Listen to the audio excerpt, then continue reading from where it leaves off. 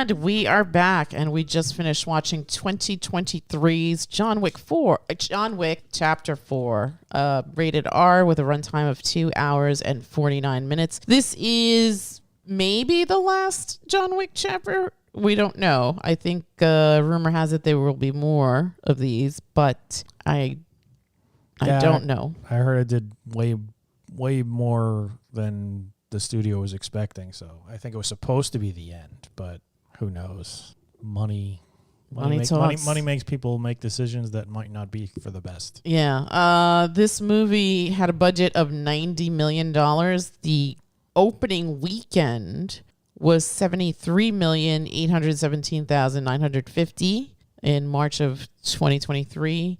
The U.S. and Canada combined gross is $185. So it's double its budget, $185,900,016. But the worldwide gross is $428 million. Wow. $889,295. So yes, I do believe there will be more to these. Although after that ending, I'm not sure. Yeah, I don't know. I guess we can't spoil it because it's fairly new. It's from March. Yeah. We could just say if we were happy with the ending or not. I'm going to say no. I think somebody else at this table will also say no. Yeah, no, I hated the ending. I also didn't think that this movie needed to be this long. I agree. This completely is in my wheelhouse, but it seemed a little too much.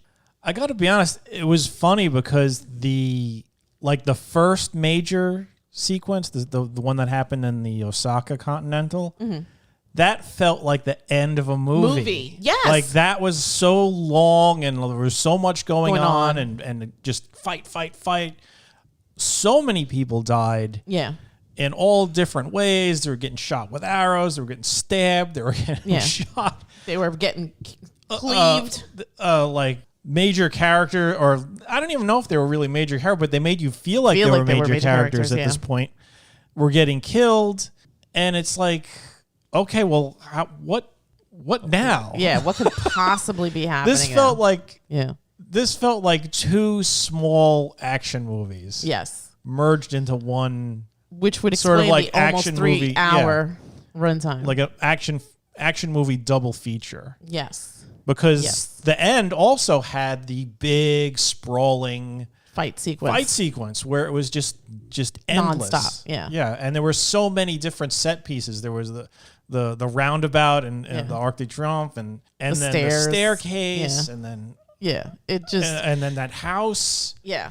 Okay, so again, everything about this movie should play into my wheelhouse, and yet I guess sometimes too much of a good thing is too much, and I think that's what this movie suffers from. If you love action movies, this is completely in your bag, right? Mm-hmm. However, there has to be an end game here, and it just seemed like fight sequence after fight sequence after fight sequence after fight sequence. And normally I like that sort of thing, but some of it wasn't needed, because I agree with you. I think the first big fight sequence felt like that's it. That should be it. Yeah.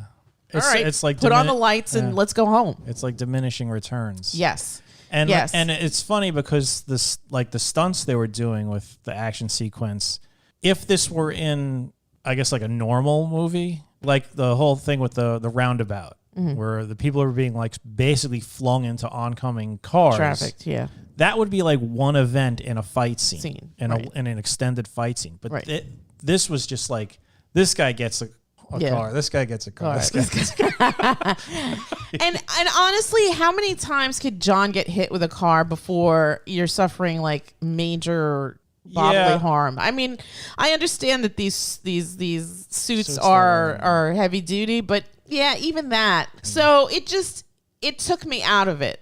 I think, and I feel they've become, as the movies progressed, they became more fantastical. Yes. And less. And there's nothing wrong with fantastical, grounded. No, there's nothing wrong with it, but not for 3 hours.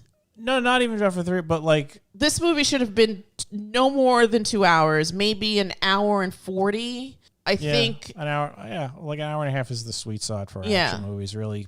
But like for me, it was, I liked the first one The first one's the best one. The first one is the best one. But the first one was still grounded in some kind of reality. I mean, obviously, it's not realistic that one man is going to kill and take out so many people. I mean, you don't know that. Let's be real. But still, it was still grounded enough in reality where it was like this stuff was like underground. Yeah. I mean, yeah, you had this hotel that was for assassins but there was nothing on the outside that indicated it. When people were getting shot, bystanders were running in terror. Yeah. People were reacting like you would expect. The nightclub thing drove me insane. Yeah, like nobody cared. Yeah. This was, everything is so out in the open. They're murdering people on the streets with people just walking by like. Or dancing. Like, oh, this is just Tuesday around here. Yeah. Or this is just part of the scenery of the club. Yeah, okay, so I agree with you. The first one still is the most brilliant of these movies. I know that I like the second one. I wasn't a big fan of the third one. I like this one, the fourth one, better than the third one, but I hated the ending. I hated the ending. Yeah. I did like the Easter egg, I guess, at the end. You mean like the post-credits? Post-credit little sequence, yeah. Little tease. It wasn't, I enjoyed that. It was like tying up a loose end that occurred earlier in the film that you probably forgot about because it happened so long ago. Yeah. So, yeah, and I think the beauty of the first one is you're just introduced to this character. There's all this world building that happens, but it happens in such an interesting way that it's not like, I mean, there is exposition in it, but it doesn't carry the story. You're shown who John Wick is. And I think at this point, we all know that John Wick is the boogeyman, as for lack of a better word, and he's just trying to get out. I mean, I think watching the ending for this, I really wish they had sort of taken a page from Raid 2 and just left the ambiguity, because I think that would have helped the story and the character more. I mean, could what happened at the end of the film happen? Absolutely. And I think the tell was when John turns to Winston and says, "This is what I want written," right? So when that scene happened, in my mind, I was sort of like, I wonder. Although I think if they had peppered it more with flashback sequences, you see the one towards the end, but that would have been more of a tell. But I kind of suspected that this was going, and I tried not to read spoilers about this film. I kind of suspected that this is where it was going to go. So I don't know what the next movies are going to be. Are they going to be like prequels of what he was before? I don't know. All I heard was that it made enough money where they were considering this. So who knows? I mean, maybe nothing will come of it. I mean, a lot has happened since then. Writer's strike and true. But it made 5 times its budget. It did make a lot of money. Yeah. So chances are there are going to be. I mean, what happened to the show? Did that ever happen? Yeah, I heard they were making the Continental show. Yeah. What happened to that? Who knows? All right. Thoughts? Besides, you hated the ending. I just didn't like this film. Too long. It was too long with zero payoff at the end. I hated the ending. The ending was terrible. It ruined the rest of the film, which I wasn't even really enjoying because it stretched on for way too long. I can get behind that. Did you have a favorite character at all? No. Oh, okay. Nobody. Not even the dog. The dog was nice, and I liked how the dog killed that scumbag. But even the dog couldn't save this. Yeah. I didn't like anyone. I did get a chuckle out of the command nuts. Yeah, that was amazing. G summed it up for me. What are your thoughts? No, I agree with that 100%. This was. I feel like I would have enjoyed it a lot more if it was if it was half as long. Yeah. Like literally half as long. I mean, I don't know if they were going for like a world's record of longest fight caught on film. And that's the thing. It was like the longer the fights went on, the less impressive they became. Yes. Agreed. It was like, all right, it used like in the earlier ones when he was fighting people, he was actively trying not to get shot. People were actively trying not to get shot to the point where when they get close to each other with the guns and they're sort of like he's flipping people over and blowing their head off at close range. Yeah. It was like, okay, wow, that's awesome. Yeah. Now it's sort of like he's like shooting. He's not trying to find cover at all. All he's doing is he's raising his arm and pulling the lapel of his coat up, his suit jacket up, and it's like, do the bullets mean anything anymore? Yeah. I mean, I could see him doing that once or twice, but obviously you still don't want to get shot. I mean, you're wearing this thin piece of, okay, it's bulletproof, but you're still getting hit with a bullet. And I guess everyone's a bad shot. I mean, no, in that 3 hours, no one could shoot him in the head, like get close enough to. Well, I mean, he was shooting plenty of people in the head, but nobody could shoot him in the head because he was really good at raising his lapel up. But that's the thing; it's just too much. You see that once, okay, but I'm not even exaggerating. Like during those sequences, that little maneuver 30 or 40 times at least, and then you think, oh, look at the cool jiu-jitsu move he's doing or whatever, where he's wrapping his legs around somebody and tripping him up and folding him over before he shoots him in the head. Seeing that once in a fight, amazing. Seeing that like 5, again 6, and again and 7 again times, and again, over and over, the its same maneuver. Yeah, it loses its cachet. It sort of loses its cachet. The only time I saw something in the fights that was like, oh, that's interesting, was when he was fighting that fat guy. Yes. The fat guy was like pulling off moves, like really good moves, like the short arm clothesline he gives him. That was really impressive. Yeah. But then it's just that sandwich between more shots of him just running through hails of gunfire, where he's not really. It's not like he's even falling down when he gets shot. It's like the bullets are like he's Superman, and that's why I really like the first one, because when he got hit with bullets, he was wearing a bulletproof outfit still. But he still got hurt. And he's getting hurt, but in this, he gets hurt. He's like breathing hard. And then he gets up and it's like, all right, let's keep going. Yeah. The scene in the Arc of the Triomphe, I mean, he must have gotten hit by a car at least 3 or 4 times.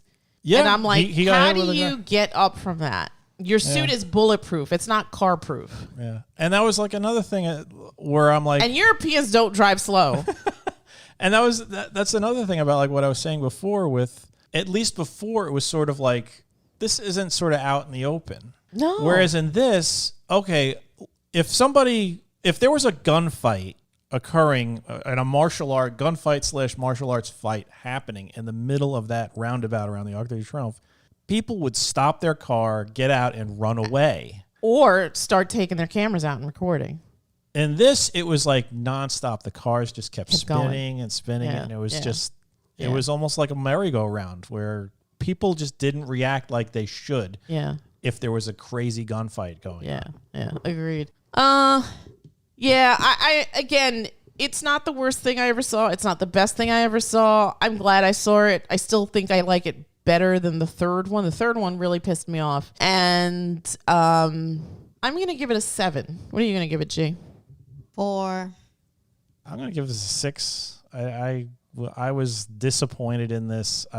Maybe people hyped it up a bit too much. Maybe.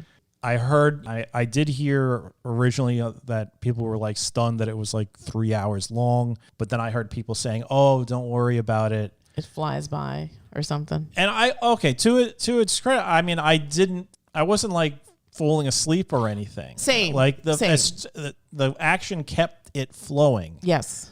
But it was still too much, and you're hurting the action sequences by making them so long. Right. And it got to the point where now as bored. I'm watching it, I literally was yawning and finding it kind of dull. It was like my brain is just being bombarded with this. Yeah.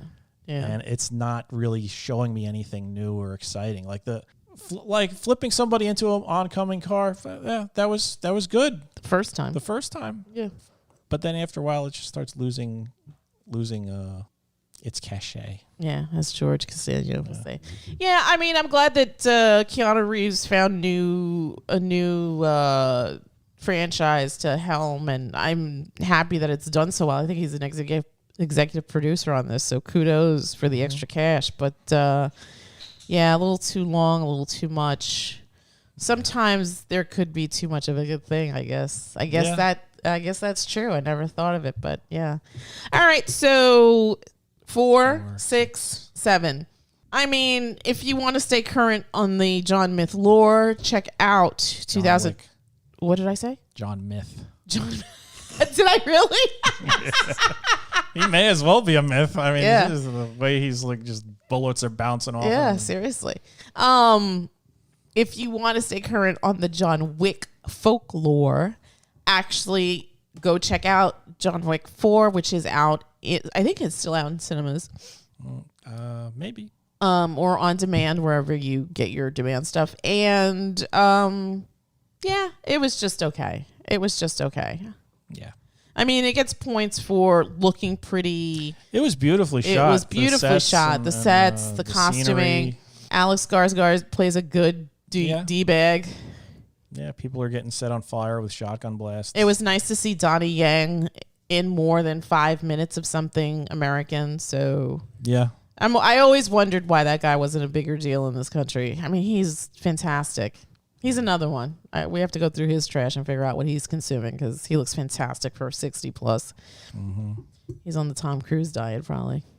All right. That's it from us, and we will bid you all a good night. Good night. Good night.